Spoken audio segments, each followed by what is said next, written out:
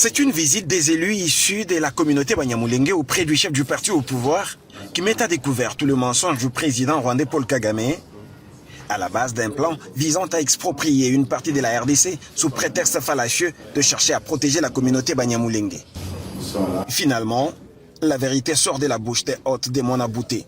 Nous avons le chef de l'État qui nous exprimons notre soutien parce qu'il a toujours dit que les Banyamulenge sont de Congolais et nous voudrions également que ça se répercute dans tous les services, dans toutes les couches sociales, que ça soit entendu.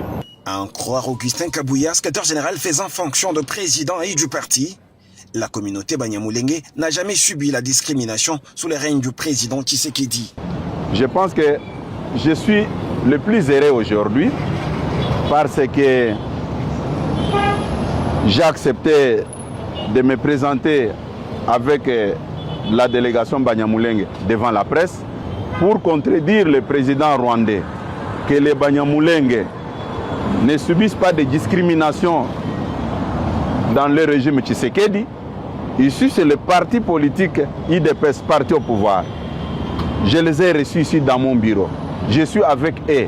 Ce sont nos frères, comme le chef de l'État l'avait dit. Et moi, je le répète, que ce sont nos frères congolais. Ne tombons pas dans le piège de l'ennemi pour qu'ils puissent continuer à tuer nos frères et sœurs dans l'est de la République démocratique du Congo. Un autre mensonge cousu des fils blancs, c'est lorsque le Rwandais sort de la prison des hommes à qui il donne des tenues neuves des FARDC pour essayer de justifier la présence des FDLR dans les rangs de l'armée congolaise. Une fois de plus, pour cet autre faux prétexte, il est cloué au pilori par le chef du parti au pouvoir en RDC. Augustin Kabouya ne sait pas comprendre qu'un militaire au front soit présenté gardant sa tenue et ses chaussures toutes neuves. Il lui avait présenté des faux FDLR, des prisonniers retirés pour montrer à la face du monde par ce que j'avais dit. Depuis qu'il occupe Goma et Bukavu, il n'a pas présenté d'FDLR.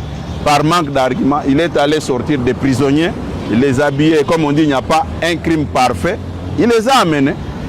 Comment expliquer un militaire qui vit au front peut avoir des tenues neuves?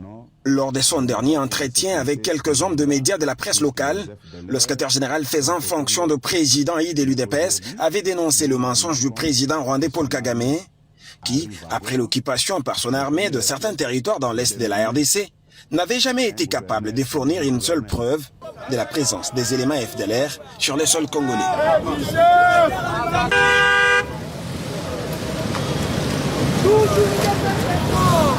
Toujours fatigué.